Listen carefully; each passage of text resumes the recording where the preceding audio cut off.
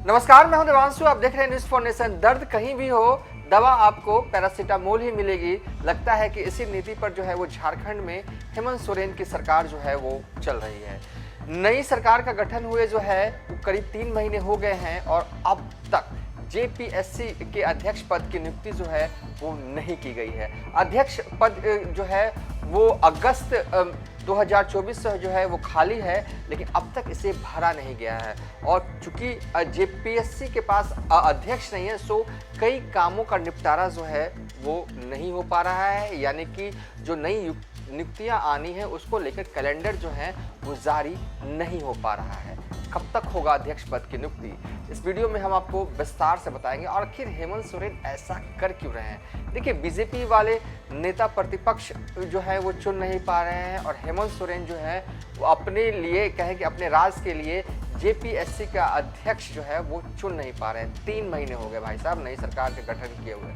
और जब पहली कैबिनेट की बैठक जो हुई थी सरकार बनने के बाद, तब भी प्रायोरिटी में था कि जेपीएससी का अध्यक्ष पद की नियुक्ति जो है वो की जाएगी, लेकिन क्यों नहीं हो पा रही है, दिक्कत कहाँ आ पा रहा है। तो इस वीडियो में हम विस्तार से बात करेंगे इस पर, और साथ ही हम आपको बताएंगे कि अब इंतजार का लम्हा जो है वो खत्म होने वाला है और जल्द ही, मतलब कि लगभग ये कहा जा रहा है कि जल्द ही जो है, जल्द ही कहने का मतलब क्या है, जब हम ये वीडियो शूट कर रहे हैं तो आज तारीख है 15 फरवरी और 24 फरवरी को झारखंड बजट सत्र जो है वो शुरू होने वाला है 24 फरवरी से। और कहा जा रहा है कि ये हफ्ता जो है वो बहुत ही इम्पोर्टेंट है।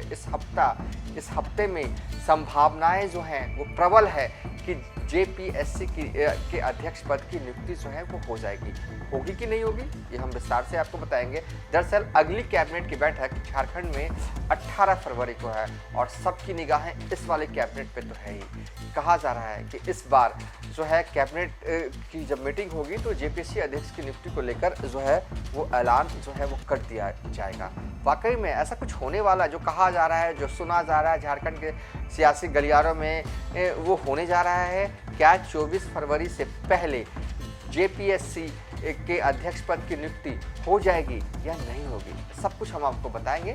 लेकिन थोड़ा डाटा देख लेते हैं, झारखंड का डाटा कहता क्या है। झारखंड में जो है वो आईएएस के पद जो है पता है अभी कितने खाली हैं, कितने आईएएस के पद खाली है। 60 आईएएस का पद जो है वहाँ पर खाली है। करीब जो कहें कि झारखंड में आईएएस अधिकारियों के लिए 224 पद स्वीकृत हैं, लेकिन मात्र 164 ही कार्यरत फिलहाल मौजूदा वक्त में कर रहे हैं। और ज़्यादातर अधिकारियों को जो है अतिरिक्त प्रभार जो है वो दूसरे विभाग का दिया गया है, क्योंकि आईएएस अधिकारियों की कमी जो है वो झारखंड में पहले से ही है। थोड़ा सा कुछ विभागों का डाटा भी हम देख लेते हैं और आपको बताते हैं कि किन किन विभागों में जो है वो आईएएस अधिकारियों की जो है अतिरिक्त प्रभार दिया गया है। जैसे कि देखिए, अपर मुख्य सचिव मौजूदा वक्त में अविनाश कुमार है, उनके जिम्मे 5 विभाग का अतिरिक्त प्रभार है। गृह विभाग की प्रधान सचिव बंडला डाडेल हैं, उनके पास कैबिनेट का अतिरिक्त प्रभार है। योजना सचिव मस्तराम मीना के पास पेयजल का भी अतिरिक्त प्रभार है। पथ निर्माण सचिव सुनील कुमार के पास नगर विकास व अन्न का प्रभाव है। वन सचिव अबू बकर सिद्दीकी के पास कृषि पशुपालन एवं सहकारिता का प्रभाव है। तो इस तरीके से एक एक अधिकारी आईएएस अधिकारियों के पास कई विभागों का जो है अतिरिक्त प्रभार है। यानी कि आईएएस अधिकारियों के 60 पद खाली हैं। और लेकिन खाली है तो क्या जेपीएससी का भी पद खाली रहेगा? बिल्कुल नहीं रहेगा। और कैलेंडर जारी नहीं हो पा रहा है। देखिए, कई काम जो है अटके पड़े हैं। झारखंड कर्मचारी चयन आयोग में अध्यक्ष पद की जो है वो पद जो है लास्ट टाइम 22 अगस्त 2024 से ही रिक्त है और अब तक इसे भरा नहीं जा सका है। देखिए, रिक्त है तो कई कामों का नुकसान भी होता है, खासकर छात्रों के लिए जो है वो कैलेंडर हर साल जो है वो जेपीएससी जारी करती है, कब कब एग्ज़ाम होंगे, कब कब नियुक्ति होंगे, वो कैलेंडर जो है अब तक जो है वो नहीं आ पाया है। तो दिक्कत कहाँ आ रही है देखिए। और आखिर हेमंत सोरेन इतना टाइम क्यों ले रहे हैं? क्या हेमंत सोरेन को वो योग्य अधिकारी नहीं मिल पा रहे हैं क्या, या फिर कुछ और ही माजरा अंदर ही अंदर चल रहा है?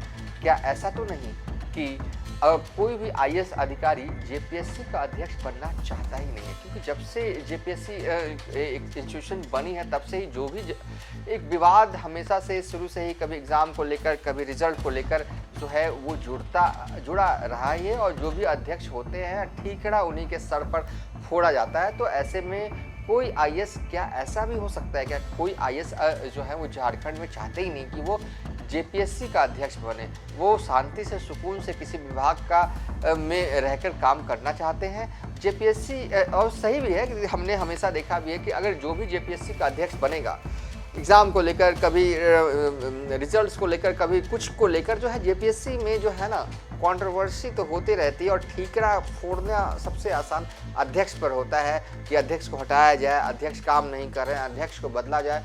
तो सवाल सबसे बड़ा है कि क्या झारखंड के आईएएस अधिकारी जेपीएससी का अध्यक्ष बनना ही नहीं चाहते हैं?